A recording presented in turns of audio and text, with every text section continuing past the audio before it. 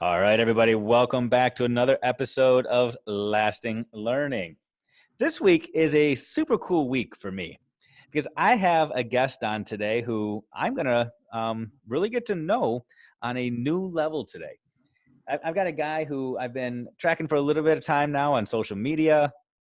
Love his tweets, love what he stands for, love what he writes, love what he speaks about, and I love his message. And today, I'm going to get to know him in a real way, just like you are.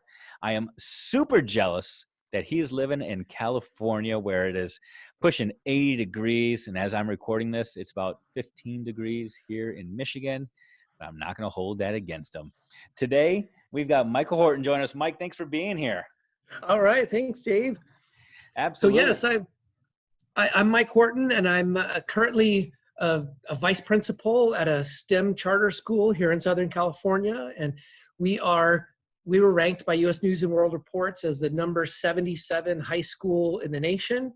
And we're in a very diverse, high unemployment, high poverty area. So we consider that a source of pride for us that we can achieve such success with a group of kids that some people feel you can't be successful with. So we're very proud of that. And before this, I was at 2 county offices as a science coordinator. And at county offices, when you're a science coordinator, much of your job is about coaching principals through turning around persistently underperforming schools. So I did a lot of that work. And before that, I was a science teacher for 12 years, chemistry and physics and computer repair and career foundations and tons of nerdy stuff.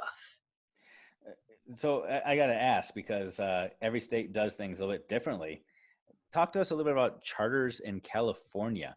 In some places, charter schools have a stigma attached to them. In other places, they're seen as elite institutions. And other places, they're kind of just a regular public school that's available at choice. How does it work in California? So in California, there's a little bit of everything that you just described there. But I think my particular charter school, the Western Center Academy, is a great compromise. All of the bad things that you hear about charter schools, the teachers aren't credentialed, they're not union, they don't get tenured, they're not paid well. None of those are true about my school. We're a dependent charter school. So we belong to the Hemet Unified School District. Our teachers belong to the same union. They're paid on the same salary scale. They're credentialed just like everyone else. We just get freedom how we spend our money and the curriculum that we teach. So we focus on the STEM subjects, and instead of a football team, we have 6 robotics teams, which the first robotics organization calls the sport that everyone can go pro in. That right behind you on the computer screen, I can see 4 of our teams are moving on to the regional championships, and they're in there scrimmaging each other in the room behind you. So we focus on STEM competitions and STEM after school activities and STEM clubs and STEM classes and STEM electives. And it's really, really worked out for us. And like any great school, our school is filled with great teachers. And I can imagine a great school that's filled with great teachers and not a great administrator, but I cannot imagine a great school that has a great administrator and not great teachers. So definitely, I think the secret to success of my school and any great school is we're filled with great teachers. It sounds to me, as you describe it, it sounds like it's the perfect model for a school. And I'm wondering, why don't other schools just adopt your philosophy? You still have the same standards, you've got the same expectations, the same funding source. You're just able to designate that your funds go towards engagement and student learning outcomes. Is that absolutely accurate? Or? There's nothing that we do that other people couldn't replicate. We are on the site of a museum that's in a nature reserve, so it's a beautiful campus, and the museum has a simulated archaeological dig site for us where our students get to grid and dig and sift and photograph and record a simulation that the museum buries underground. But before we had that, we used cement mixing tubs, and we buried our own archaeology simulations underground and had the kids do the same thing. There's not a sled desk on our entire campus. All of our classrooms are desks arranged with chairs prepared for kids to do projects and collaborate electronically through the Google Suite, making posters, making animations, writing computer programs. Any school can do that. So we're highly academic. Our behavior is really in check. Our kids are serious about their academics, but they didn't come to us that way. I think a lot of people look at a school like mine and they say they're only successful because they recruit great kids and they just keep them great. But anybody who visits our school sees, wow, there's some amazing things going on there, and anybody could replicate those amazing things.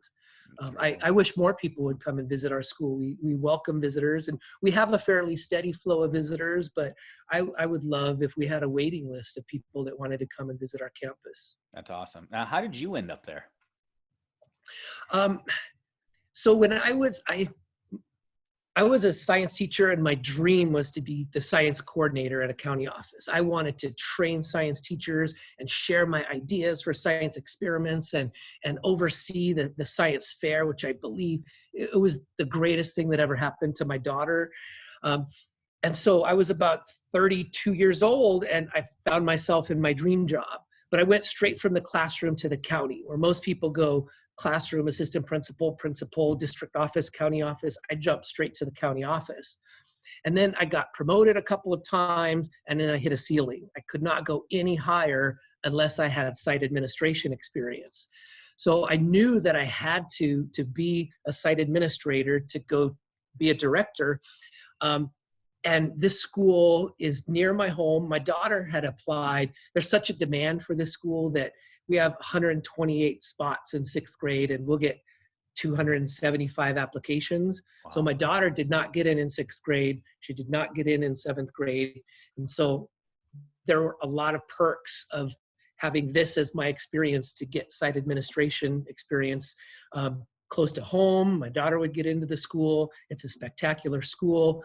And after I was science coordinator, I became avid administrator. So I spent my time learning how to get underrepresented kids into college. So I think that preparation, the science, and the preparing kids, underrepresented kids for college was the perfect mix to prepare me for a STEM school where we get underrepresented kids into elite colleges. And we have kids at Stanford and MIT and all of the UCs and the Cal States. So that preparation with the STEM and the science teaching and the AVID really prepared me perfectly for this. So this is the only site administrative application that I ever put in, and it's just been perfect. We were middle school when I started here, and they hired me to help design the high school. So now we cover 6th through 12th grade, and I was brought in to help design the high school. And so it's been such an amazing feeling to see something that I helped design come to fruition and kids graduating and going off to great colleges. Oh, that's pretty sweet. Sounds like an amazing ride. But, you know, I want to go back to your story a little bit. You said that very early on, you knew that you wanted to go work at as a director and help other teachers. So I'm assuming then that means that since you were a kid, you knew that you had this leadership potential in you. You've just always been a leader, and you knew that's what you were going to do with your career. Is that correct, or am I way off base? Absolutely the opposite of that. I have really bad social anxiety. I have a degree in physics with all the stereotypes that go along with the degree in physics. And when I started leadership, I thought that people could be convinced to change with data and logic, and I could come into a school and show them data proving how terrible they are, and a light would come on and they say, I've seen the light, I want to change. And I learned very quickly that that doesn't work, and what does work is relationships. And so I was coaching principals, never having been a principal myself, so I went out and read every leadership book out there. I've probably read 150 leadership books. Because one of my biggest fears is looking stupid. And my second biggest fear is being an inconvenience to someone. So I go in to coach a principal and I don't know what I'm talking about, and I would be an inconvenience who looks stupid. And so I went above and beyond, reading every leadership book I could find and studying the amazing leaders that I had around me. I was at the Orange County Department of Education first, the OC. So very very high achieving, affluent county, and then Riverside County, which is a very diverse, high poverty county. I saw both ends of the spectrum and all of the leaders. I visited hundreds of schools, so I got to see hundreds of leaders from ineffective to absolutely amazing and award winning, and I learned so much from them about being a leader. And I think it taught me in the end that a person can learn to be a leader. I had no leadership experience or leadership skills, no understanding of what it takes to be a leader until I jumped into a leadership position and realized that I didn't know what I was doing. And so I spent, luckily my boss at the first county office, her advice to me was, don't do anything your first year. Just go out and talk to people, ask good questions, and listen. And at first I thought, that's terrible advice. I'm going to be known as the guy that doesn't do anything. And then I tried it and I realized what genius advice it was. I learned so much that first year. I didn't actually do nothing, but I did a lot of listening and asking questions, and I learned a ton about how to be a good leader. I've got to ask, how did you realize that your logic and statistics approach wasn't going to be the thing that won people over?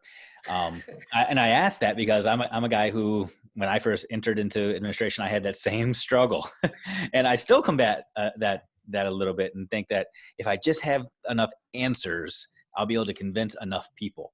But the more answers you have, the fewer people that actually want to hear your answers. So how did you make that evolution? Or was it a slap across the face that happened?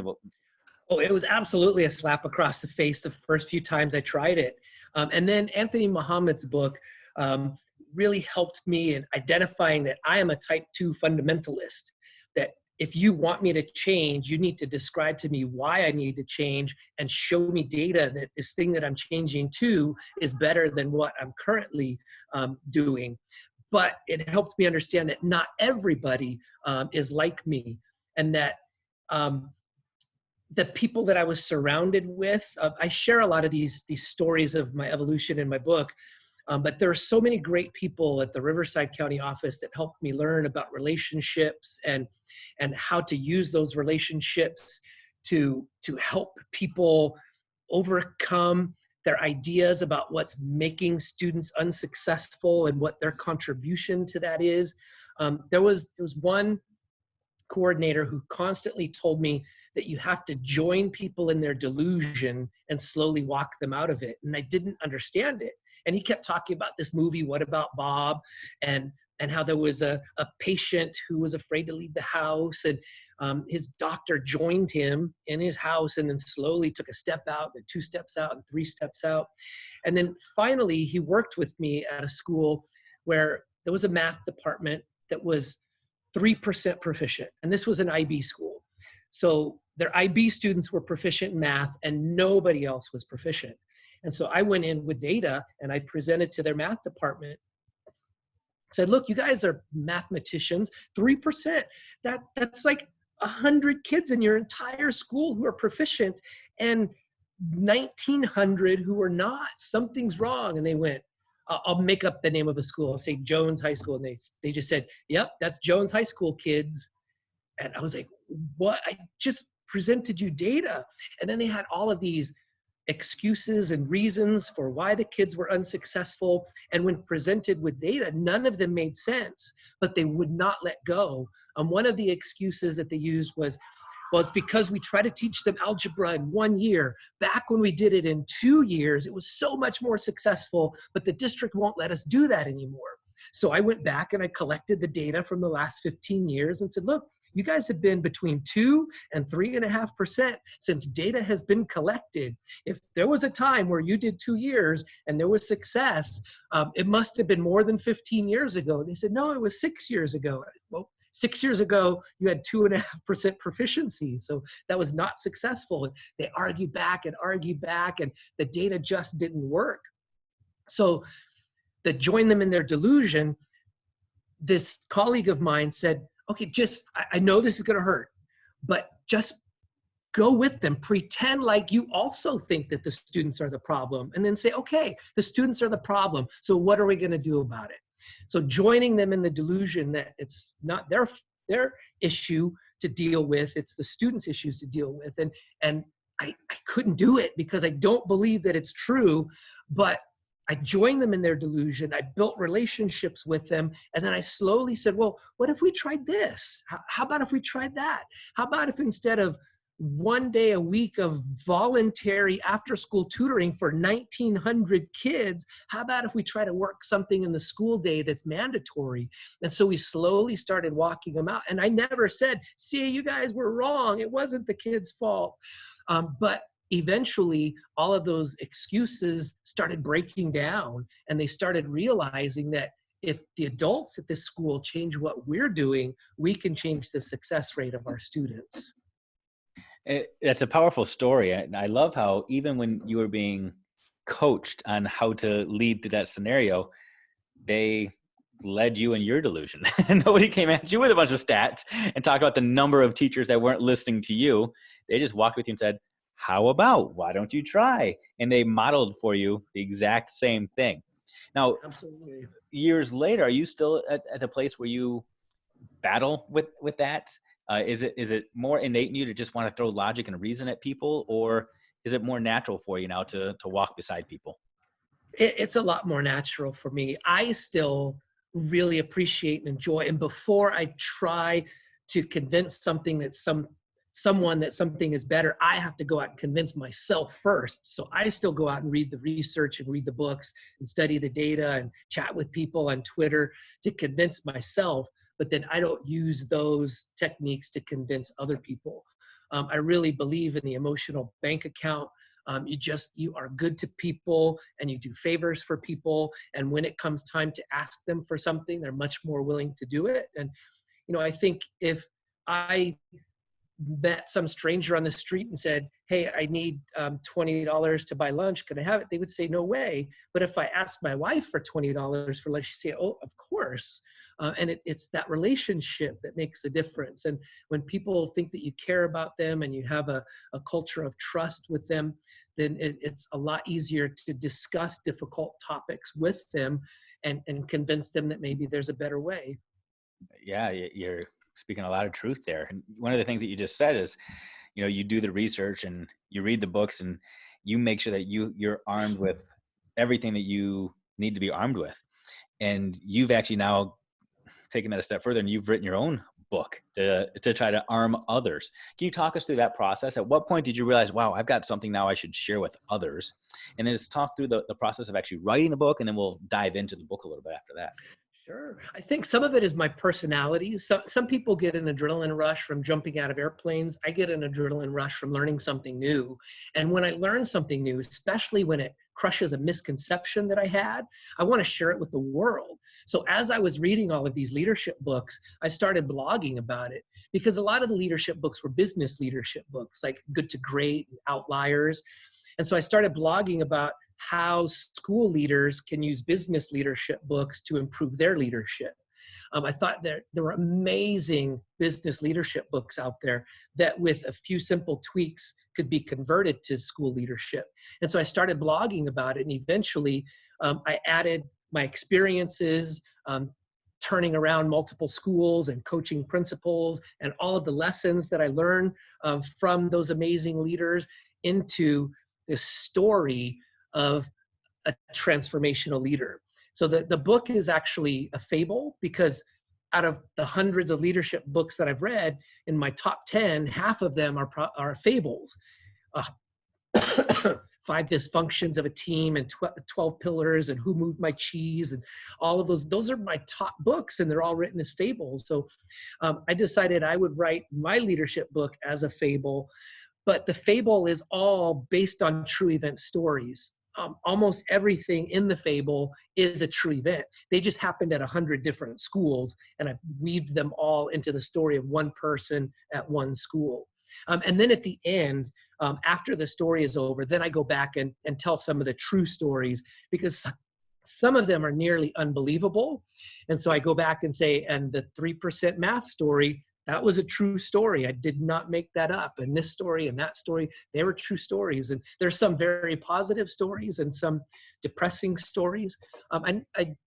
I meant to mention this earlier, but one of the things that really launched me into leadership was an experience when I was a teacher. I was a teacher at a 5% persistently underperforming school, so identified by the federal government as one of the bottom 5% schools in the country. I spent 10 years there, and I had a lot of success. I've written 2 books about the science experiments that I did with these students that literally multiplied their proficiency 600% in 3 years. And there was not as much of that success going around the campus. So there was one faculty meeting we were having, and it was getting really negative and student blaming and zip code expectations. And I had enough of it. I stood up and made a passionate speech about these are our kids, and they have the best parents they're gonna have, and they come from the best situation they're gonna have, and they have the best reading skills they're gonna have. And we can't change their middle school education. We are the only ones who can change their lives. So let's make this a school that people wanna make movies about. And it was silent. I didn't know if it was good silence or bad silence. And then somebody raised their hand, and I go, yes, a comment. And the person said, I don't want any cameras in my classroom. And it was at that moment, I thought, I need to get into leadership. I think I have a lot to teach, and I can share that with others in a more effective manner from a leadership position. And it just so happened that county office science coordinator was at that meeting, and she also suggested that I get into leadership and started mentoring me. Get this degree, take this test, read these books, go to this conference to prepare me to become a science coordinator. And she would introduce me, hey, this is Mike, he wants my job. So I ended up getting the science coordinator position in another county. There was a 2.5-hour commute each way, and then she got promoted, and I did come and take her job. Not take it from her, but take it after she got promoted. That's a great story. First of all, I want to compliment you on the idea of writing the book as a fable. I've said before, some of the greatest leaders in the history of the world taught people through parables and fables. So if it worked for them, and we still remember their stories thousands of years later, it's going to work for you too. We remember stories well after we remember quotes and anecdotes from individuals. I mean, that's why we read picture books to our kids, because that's how we want the moral messages to get through to them, as opposed to us just standing over them, wagging our finger at them. So it works for kids, it works for adults, it works for all of us. So commend you on that. That's amazing. And I'm reminded as you were just talking, just a couple weeks ago, I had Allison Apsey on. Allison Apsey, she's an amazing leader here in the state of Michigan. She's written countless books, and she talks about serendipitous moments.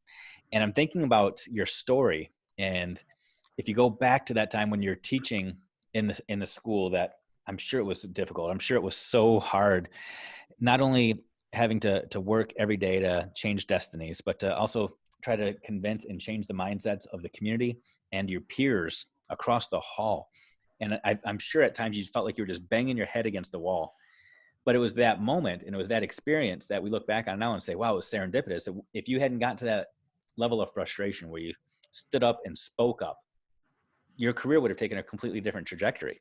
It was that moment of frustration that opened the door for the next opportunity, the next opportunity, the next opportunity. And now you're sharing that story with so many others, all because of that moment, that in the moment, I'm sure you were just frustrated beyond belief.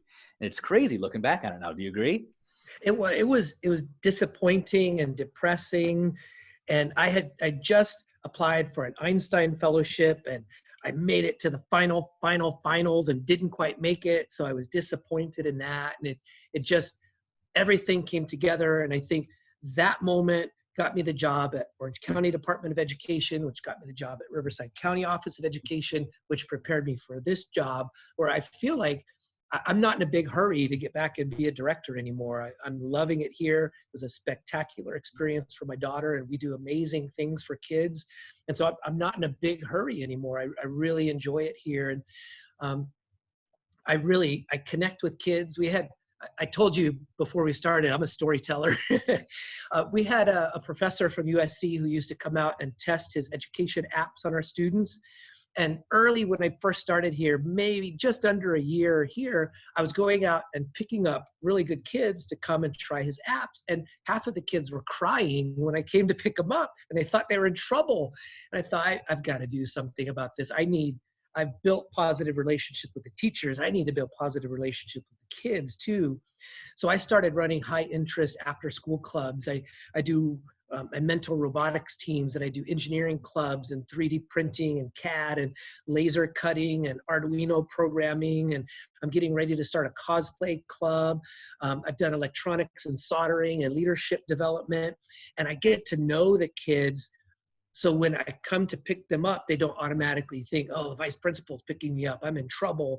And now, I know most of the kids' names. We have about 700 kids at our school now that we've expanded into high school. So back when it was just a middle school, I could say that I knew almost everybody's name. And it's a smaller percentage now, but I've connected with so many more kids, and I built those relationships with them so that instead of punishing them when they get in trouble, I have their trust and their relationship, so I can have deep conversations with them about the root cause of the behavior and what's going on at home, because they've told me stories about their families, and I know their struggles in class and what classes they're good at and not good at. And it's changed my whole job building those relationships with those students. And they're clubs that I'm passionate about, and then that passion is contagious. And we have a student who, when he finishes his LDS mission, he's headed off to MIT, who started out in my electronics and soldering club.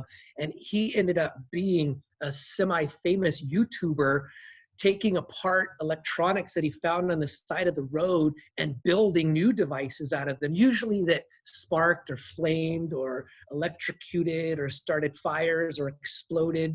But he had tens of thousands of YouTube followers and was making hundreds of dollars a month. And I think I had something to do with igniting his passion for electronics and invention, and now he's headed to MIT. It's pretty cool. You in that answer, you kind of answered my next question, but I'm going to ask it anyway, just in case there's something else. I was going to ask, it seems like you've arrived and you've made it. It seems like every single bucket of yours is being filled right now. But I also hear this part of you there's always something more. There's always something next. And I was just going to ask you, what is the next passion project you have? You've written the books. You have developed into this leadership mindset that's powerful. You have expanded a school. Maybe your passions are being filled right now with all the after school clubs, and you're acting like a 15-year-old yourself, and you get to just play with the students all the time. And maybe that's what you're looking for. I don't know. How are you filling your passions? So that's a lot of it. And I'm so ADHD that the reason that I listed so many clubs is I'll do it for a semester and then I'm bored with it. So I'll change it to another club. And every time I mention a club, my secretary goes, no, not another club. You can't do another club. But I love it. And so I don't see it as a distraction from my work. I see it as an important part of my work, and I enjoy it. And I didn't mention another thing that I've kind of moved into that I've really enjoyed is I have a fellowship with the U.S. Department of Education called School Ambassador Fellowship, where they fly us out to Washington, D.C. 4 times a year. And we work on projects with the U.S. Department of Education and the people there. And I know a lot of educators have a certain view about the Department of Education and the person at the top. But the people that I've met at the Department of Education are absolutely amazing educators. The number 2 person at the Department of Education, Frank Brogan, I think you could ask 5,000 educators, have you ever heard the name Frank Brogan? And you would get 5,000 no's. But he's been an elementary and middle, high school teacher, an assistant principal, a principal, a coordinator, a director, a superintendent, a lieutenant governor, the dean of a university, and the president of the entire Florida State University system. You can't have a better resume than he has. And it's given me the opportunity to connect with people like him. And it's been an incredible opportunity. And the applications are closed for this year. Sunday, I'm flying out there to interview the next group of fellows. But I would highly encourage anybody who might be interested in expanding their horizons to apply for it next year. You work on a capstone project throughout, and there are full-time fellows who move to Washington, D.C., and part-time fellows who continue their job and do the work outside. And it's really been an amazing experience. And my capstone project is something I'm very passionate about. And the next project that I'm moving into, there's some very powerful research how important curiosity is in the education of children. They call it the fifth drive. Curiosity drives learning as strongly as hunger drives eating. And igniting a student's curiosity, the research has shown, can last for 15 years. When an infant or toddler points at something, that's them expressing curiosity. And psychologists have shown that if parents just give them whatever they're pointing at, their curiosity dies. If parents, they see it as if parents ignore it, curiosity dies. If they give them what they're pointing at, they see it as a tool to get things. But if parents say, this is a phone, phones have apps, you could turn the phone on. This phone is black. This is an S on the back of my phone. And they talk about it ignites their curiosity. And 15 years later, they're still doing better in school than their low curiosity peers. It can last that long.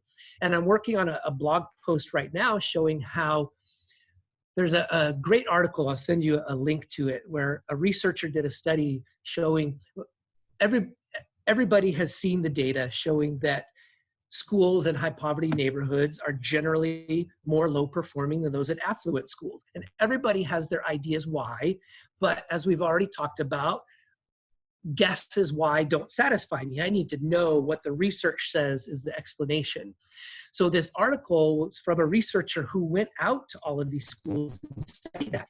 And she found that it's not the quality of the teachers, it's the strategies that the teachers use. And the example that she gave, when a high poverty school is teaching math, they teach an algorithm and they do a worksheet, they do an algorithm and they do a worksheet, they do an algorithm. A middle class school, they will teach an algorithm, do some word problems about an algorithm, maybe collaborate around a little project, and then move on to the next. And at the affluent schools, the teachers are inviting students to discover the algorithm on their own. And that's a curiosity igniting activity where learning an algorithm and doing a worksheet is not. So that difference is broadening the achievement gap long term, because the students at these affluent schools are getting their curiosity ignited and the students at the low performing schools are not. So they're already coming in with more trauma and things going on in their lives. And now we're adding to that by not giving them these curiosity-inducing activities. And it's very powerful, and it motivated me to, I've read thousands of pages of research on curiosity and its effect on learning, and I've narrowed it down to about 15 simple things that teachers can change to make their classroom more curiosity-igniting. And so I've started blogging about it as part of my capstone project. I have 4 or 5 blog posts already. I'm working on the blog post about curiosity and equity and the achievement gap, and I'll send you a link to that as well. That's awesome. And yeah, you shared one with me that is actually going to be an audio blog that is being put out on this podcast this summer. So that's super exciting, and I can't wait for other people to hear that as well. So they don't just have to hear the opinions of you or me. They can actually start to dive into the research and understand it in a powerful way. So that's cool. That's very cool. I'm hoping that will get out into a lot of hands and start to, we've been taught for so many years that kids need to come into the classroom and see the same steps and sit in the same seat in the same rows. And Harry Wong, I think he meant well, but destroyed education, because everything that Harry Wong says is curiosity crushing. If kids walk into a room and the desks are all outside and the teacher says, we're going to do an activity today and I want you to all go stand in the corner and pick one of this corner, that corner. Kids are like, whoa, what is this? And the research has also showed, like, a lot of math teachers say, well, how do I make kids curious about math? But this research says you don't have to. If you make them curious about anything, their brain is open to receiving math better. So if they walk in and they're beanbag chairs instead of chairs one day, they're going to go, wow, my curiosity is piqued. And now their curiosity is going to help them learn math better as well. Oh, that's cool. Yeah, that's awesome. My executive director back there. You want to meet him? Don't destroy. I think his style of leadership is amazing. He's a middle school boy in a very intelligent man's body, and the kids love him. And he runs down the hall with unicorn masks on one day, and he puts things up his nose and eats it, and it works. It goes back to the old mindset, like you were saying. Leadership is not just for grown-ups. He's leading the kids as well, doing the same thing. You're not going to lead kids where you want them to go if you're wagging your finger and telling them the rules all the time, or trying to rationalize and use logic. You got to get on their level and be one of them. That's it. People love him. We had an experience with a substitute teacher one time, and we decided this substitute could not come back to our campus anymore. And they requested a meeting with him, and he explained everything to them, explained why they can't come back to our campus anymore. And they left the meeting telling me what a great man I work for. Wow, that's impressive. He has the communication magic that I was not born with, and I've been trying to learn from him. I sit in sometimes when he's making difficult phone calls so I can learn from him. I often sit in on meetings with parents who have concerns, even though I don't have any connection with their concern. I just want to learn from him and his leadership style. That's cool. That's what it's all about. Leading, learning, growing. It's communal. You learn it with other people, for other people. That's awesome. Yeah. So I got to ask you, so we've talked about an awful lot here today. We've talked about your journey. We've talked about the lessons that you've learned. We've talked about the lessons you're still learning, and your passions, and your history and your trajectory. We've talked about it a lot. But I'm going to ask you real quick, and I warned you that this moment was going to come. But I'm going to ask for, I call it my mic drop moment, your opportunity to proverbially pick up the mic and drop it as you walk off the stage and leave us with something. What, out of your entire life, out of all the experience and all the stuff that you've shared, what's the one thing that you want people to pick up on and to resonate on after the podcast is over? I really think that the two things that have driven me throughout my leadership is the quote, "Don't let people who say it can't be done stop you from doing it." I think the things that we're doing at this school that we did at my previous county office, people would say that stuff can't be done. A population like that can't be as successful as they are. And we just moved on ahead doing it. And that drives me. And the book that has driven me, it'll be ironic in a moment, the book that has driven me the most is Daniel Pink's Drive. The idea that autonomy, mastery, and purpose are what motivate people. We designed our high school around that, both for teachers and for students. We designed a class called STEM Studio, where students get to choose a project that they're passionate about, has an impact on the world, and they get a year to work on it in our maker space, in our arts and crafts, whatever is they're passionate about, we give them a year to work on that project. And some of the things that came out of that class were absolutely amazing. It's one of the things that launched our student who's on his way to MIT. He loved that class, and it launched his YouTube career. And so autonomy, mastery, and purpose, I think, works for adults and it works for children. And we've designed a school around those principles, and now I'm trying to design my life around it. Oh, that's awesome, man. That's awesome. Well said. Very cool. Mike, I appreciate you giving up your time doing this. People that don't know, we're recording this on a Friday afternoon. Well, it's a Friday evening here, Friday afternoon, right after school. Yes. Got let out there, man. So I know you're tired. I know you want to go see some robots play next door. You want to go home and see your family. So I appreciate you taking time to do this, sharing your message, sharing your wisdom and truth with so many others, especially me. I appreciate you. Thank you. Absolutely. No problem.